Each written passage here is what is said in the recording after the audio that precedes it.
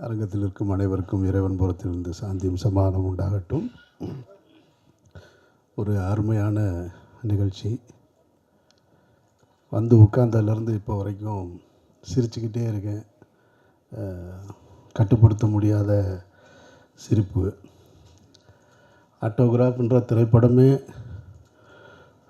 ஒரு மனிதனுடைய வாழ்க்கையில் பழைய நினைவுகளை பற்றி சொல்கிற கதை. ஆனால் அந்த திரைப்படத்தை 21 வருஷம் கழித்து பேசும்போது அந்த திரைப்படம் பற்றிய நினைவுகளை இங்கே நிறைய பேசிகிட்டு இருக்காங்க. அதில் சேரனுக்கும் எனக்குமான உறவு அப்படின்னா, நான் கிட்டத்தட்ட 1 மணி நேரத்துக்கு மேலே ஆயிரும். அதுக்கு இன்றைக்கி சாத்தியம் இல்லை. இன்னொரு விழாவில் சேரனுக்கான விழாவில் நிச்சயமாக சொல்லணும். ஏன்னா சேரனை நான் அப்படி பார்த்து ஒவ்வொரு கட்டத்தில் பார்த்துருக்கேன். ஒரு சில நிகழ்வுகளை மட்டும் சொல்லி முடிச்சுக்கிறேன். சேரனுடைய உதவி இயக்குநர்கள் முதல்ல வந்து நின்னாங்க இல்லையா, அவங்க எல்லாரையுமே எனக்கு தெரியும். உமாபதி, ஜெகதீஷ், ராம்கி, பாண்டி, இப்படி எல்லாரையுமே எனக்கு தெரியும். நீங்கள் உமாபதி பேசும்போது நீங்கள் ரொம்ப ரசித்து கேட்டீங்க. உமாபதியை பேச விட்டிங்கன்னா இன்னும் ஒரு 5 மணி நேரம் சேரன் பற்றி இன்டர்வல் இல்லாமல் பேசுவாங்க. நான் அவ்வளோ கேட்டிருக்கேன். நான் சங்க எலெக்ஷன் டைமில் அவ்வளவு கான்ஃபிடண்ட்டாக, ரொம்ப ஸ்ட்ராங்காக, ஆனால் எதுவுமே பொய் இருக்காது. உள்ளே இருக்கிறத அப்படியே பேசுகிற ஒரு ஆள்.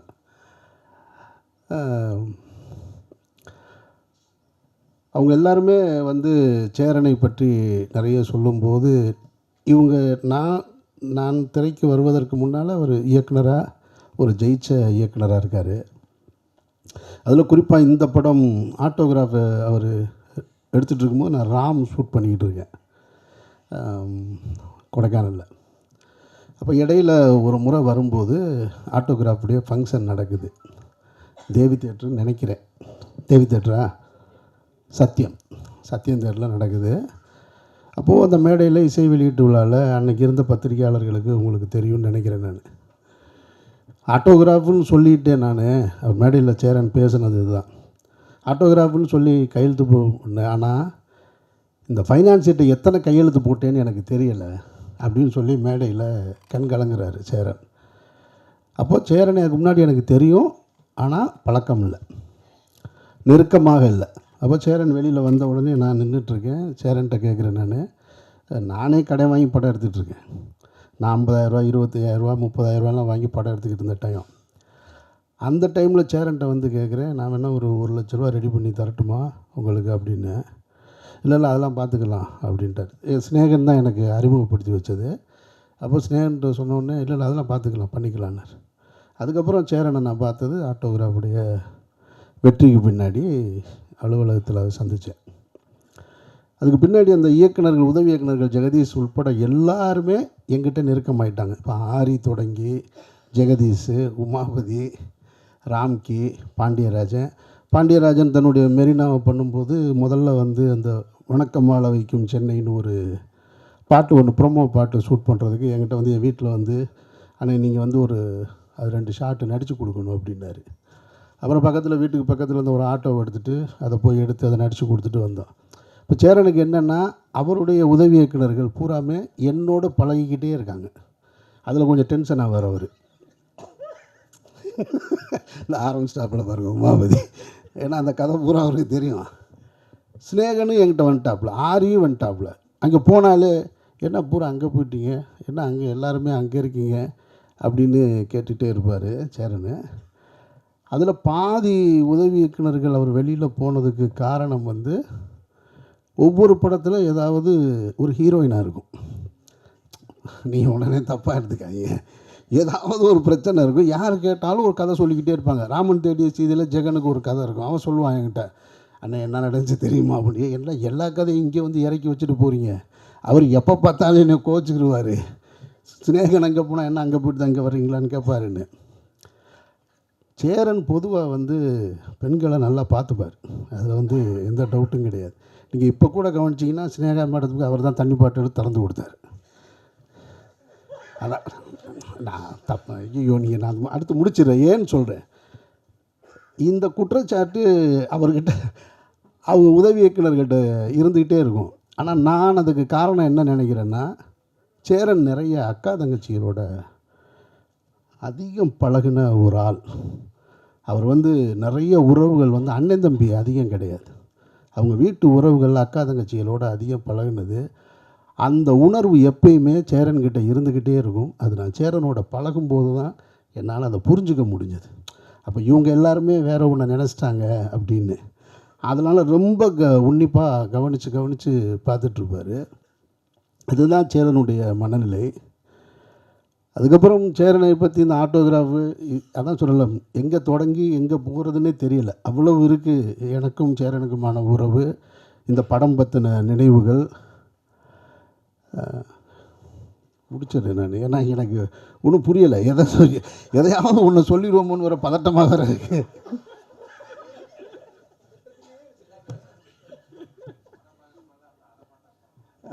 என்ன ஜெகதீஷ், படம் ரொம்ப ஒரு சேரன் வந்து தமிழ் சினிமாவில் ஒரு சாதித்த கலைஞன், தவிர்க்க முடியாத கலைஞன், மக்கள் கலைஞன், ஒரு மகத்தான கலைஞன். என்னை பொறுத்த மட்டும் நான் வந்து அந்த கிரெடிட்டை வந்து சேரனுக்கு எப்போவுமே கொடுப்பேன். சேரன் அலுவலகத்துக்கு போனால் சேரனுக்கு பின்னாடி இருக்க விருதுகளை பார்க்கும் பொழுது பொறாமையாக இருக்கும். அத்தனை தேசிய விருதுகள், அத்தனை மாநில அரசு விருதுகள், ஃபிலிம்ஃபேர் அவார்டு. பாலச்சந்தர் சாருக்கு பிறகு நான் அதிகமாக விருதுகளை பார்த்தது சேரனுடைய அலுவலகத்தில் தான். இங்கே ராம்கி பேசும்போது சொன்னாப்புல பைக் வாங்கி தரேன்னு சொல்லிட்டு வாங்கி தரலன்னு. அது அவருடைய கதை. ஜெகன் ஒரு கதை சொல்லிட்டு போனால், ஜெகதீஷ் ஒரு கதை சொன்னார். இப்படி ஒவ்வொருத்தருக்கு ஒரு கதை இருக்கு இல்லையா? ஆனால் அந்த அடையாளம் இருக்குல்ல, அந்த உதவி இயக்குனருக்கான அடையாளம். அவருக்காவது உதவி இயக்குனர்னு பேர் போட்டார், பைக் வாங்கி கொடுக்கல. அது எதுக்கு சொன்னாரா, உண்மையிலேயே சீரியஸாக சொன்னாரா என்னன்னெலாம் தெரியாது. ஆனால் நானெல்லாம் உதவி இயக்குனராக வேலை செய்யும்போது ஒரு படம் முழுக்க வேலை செஞ்சுட்டு அந்த படத்தில் பேரே இல்லை. அப்போ எப்படி இருந்திருக்குன்னு யோசிப்பார். பேரே இல்லை. அப்போ அப்படியே இப்படி வேகம் இருக்குது. ஒரு படம் பூரா வேலை செஞ்சுருக்கோம். படம் முடிஞ்சு வந்து வேகமாக போய் தேட்டரில் போய் படம் முடியும் போது டைரக்டருக்கும் உதவி இயக்குனருக்கும் சண்டை வர்றது சகஜம் தானே. அப்படி சண்டையாகி போயிட்டு வெளியே வந்து பார்த்தா படம் ரிலீஸ் ஆகி தேட்டரில் போய் உட்காந்தா பேர் இல்லை. பயங்கர அதிர்ச்சியில் இருக்குது. ஆனாலும் அதை நான் குறையாக எடுத்துக்க முடியாது. காரணம் என்னென்னா, நான் ஒர்க் பண்ண ஒரு இயக்குனர் இருக்கார் இல்லையா, அவர் ஒரு சினிமா பண்ணார். அவர்கிட்டருந்து நான் ஒன்று கற்றுக்கிட்டேன். நான் வேறு ஒரு கமர்ஷியல் சினிமா இயக்குனரோடு இருந்திருந்தால் எனக்கு அவருடைய தாக்கம் தான் வந்திருக்கும். ஆனால் அந்த இயக்குனருடைய தாக்கம் தான் எனக்குள்ளே வந்தது. நான் அடுத்த தளத்துக்கு போக முடிஞ்சது.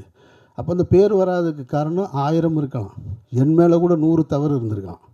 நானே கூட முழு காரணமாக கூட இருந்திருக்கலாம். ஆனாலும் அவர் மேலே குறை சொல்கிறதுக்கு நான் இந்த மேடையை நான் பயன்படுத்தலை. எனக்கான அடையாளத்தை கொடுத்தது அவர் தான். இன்றைக்கு வந்து பத்திரிகைகள் அன்றைய காலகட்டத்தில் வந்து பாலா, சேரன், அமீர் அப்படின்னு அந்த ஒரே வரிசையில் என்னை கொண்டு வந்து சேர்த்ததுக்கு காரணம் அந்த இயக்குனர் தான். இவருடைய திரைப்படத்தை, முதல் திரைப்படத்தை ஊரில் இருக்கும்போது பார்த்தவன் நான். அப்புறம் இவருடைய வெற்றியை பார்த்தவன் நான். இவர் இதே இந்த ஆப்போசிட்டில் இருக்கிற காவேரி ஸ்ட்ரீட்டில் வந்து நானும் பாலாவும் தங்கியிருக்கும்போது வருவார். அப்போ நான் ஒரு உதவிக்கிணறு ஓரமாக நின்றுட்டுருப்பேன். நான் அப்படியே ஒரு பார்வை பார்த்துட்டு போவார். பார்க்குறதுக்கு தான் பெரிய சண்டியன் மாதிரி இருப்பார். ஆனால் அப்படிலாம் கிடையாது. ரொம்ப சாஃப்டாக நான். ஆனால் லுக்கு மட்டும் அந்த கிராஸ் பாயிண்டில் கையை விடுறது மட்டும் எப்போயுமே அப்போ இருந்து இப்போ வரைக்கும் அப்படியே தான் வச்சுருப்பார். ஒரு நம்ம சரி பெரிய டேரக்டருக்கு 2 டேரக்டரை பேசுகிறாங்க, நான் வெளியே நின்று தம்மு போட்டு ஒரு ஓரமாக நின்றுட்டுருப்பேன். அவர் கேட்பார், என்ன ஒரு ஆள் அப்படியே நின்றுட்டே இருக்காப்புல அப்படிம்பார். அப்புறம் அவர் போய் வண்டி ஏற்றி விடுறது, இந்த வேலையெல்லாம் பார்த்துருக்கேன் நான். இவர் இப்படி ஒவ்வொரு காலகட்டத்தில் நான் பார்த்து வளர்ந்துருக்கேன் சேரனை நான். அப்போ இவங்களோட சேர்த்து இன்றைக்கி நிப்பாட்டுற இடம் இருக்கு இல்லையா, அதுக்கு காரணம் வந்து நம்ம வேலை செஞ்ச இயக்குனர்கள் தான். அதனால் அங்கே என்ன குறை இருந்தாலும் அது ஒரு தகப்பன் தன்னுடைய பிள்ளையை தேர்த்துவதற்காக செய்கிற முயற்சியாக தான் நான் பார்க்குறேன். அப்படித்தான் நானும் பார்க்குறேன். அப்படித்தான் அவருடைய உதவி இயக்குனர்களும் பார்த்துருப்பாங்கன்னு நினைக்கிறேன்.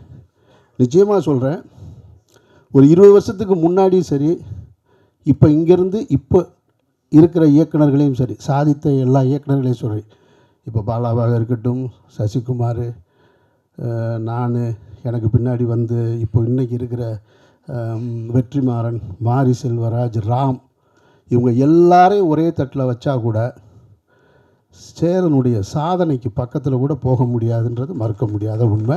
இதில் மற்ற டைரக்டர்கள் தப்பாக எடுத்துக்க மாட்டாங்கன்ற நம்பிக்கையில் நான் அந்த உரிமையோடு சொல்கிறேன். படைப்புகளில் வீரியமாக இவரை விட அடுத்து வீரியமாக படம் பண்ணியிருக்கலாம். ஆனால் சேரன் தன்னுடைய அந்த கிளிப்பிங்ஸ் போட்டார் பாருங்க, இத்தனை விருதுகள், இத்தனை திரைப்படங்களில் நாயகன், இத்தனை படங்கள் தயாரித்தது, இவ்வளவுத்தையும் இந்த 30-35 வருஷத்துக்குள்ளே செஞ்சு முடிச்சிருக்கிறது சேரன்ற மாபெரும் கலைஞன். சேரனுக்கு எனக்கு நிறைய முரண்பாடு இருக்குது. சேரனுக்கு கருத்து முரண், நான் எது சொன்னாலும் அவர் கேட்க மாட்டார், இதுவரையும் கேட்டதே கிடையாது.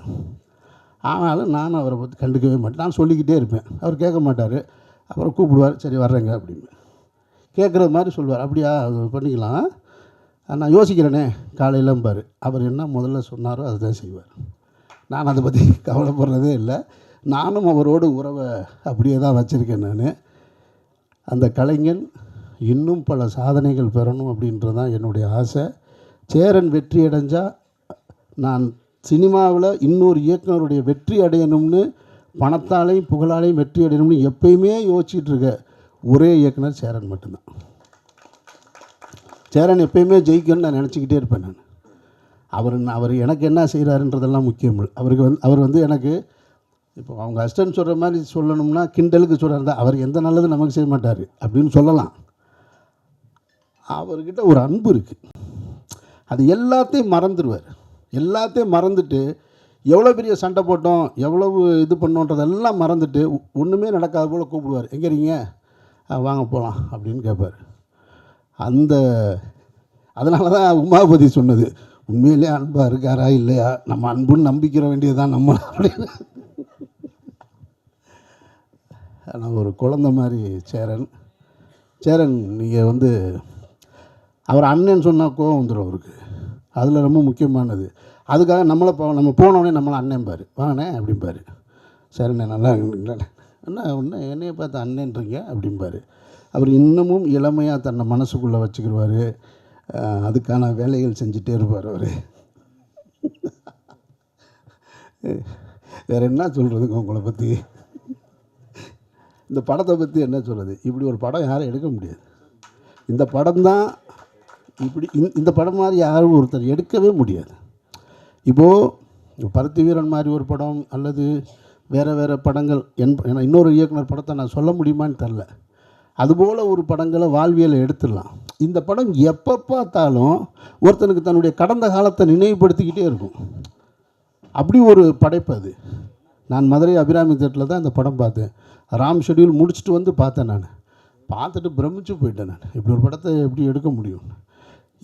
நீங்கள் உங்களுக்கு நினைவு இருக்குமான்னு தெரில, இந்த படம் தான் இன்னொரு வருஷனாக பிரேமம்னு வந்தது. மலையாளத்தில் வந்த பிரேமம் பார்த்தீங்கன்னாக்கும் அது ஆட்டோகிராஃப் தான். அது இப்பவும் நீங்கள் இந்த படத்தை இப்போ இருக்கிற ஜென்சிக்கு தகுந்த மாதிரி மாற்றி எடுத்தால் ஒரு சில்வர் ஜூப்ளி படமாக மாறும். அவ்வளவு கண்டென்ட் உள்ள ஒரு படம். அதனால் இந்த படம் சேரனுக்கு மீண்டும் ஒரு மாபெரும் வெற்றி பொருளாதார ரீதியாக கொடுக்கணும். இந்த தலைமுறைக்கு சேரன் என்ற இயக்குனர் ஒரு மகத்தான கலைஞன் தமிழ் சினிமாவில் வாழ்ந்துக்கிட்டு இருக்கான் அப்படின்றத இந்த படம் கொண்டு போய் சேர்க்கணும் அப்படின்ற அந்த பிரார்த்தனையோடு விடைபெறுகிறேன். நன்றி.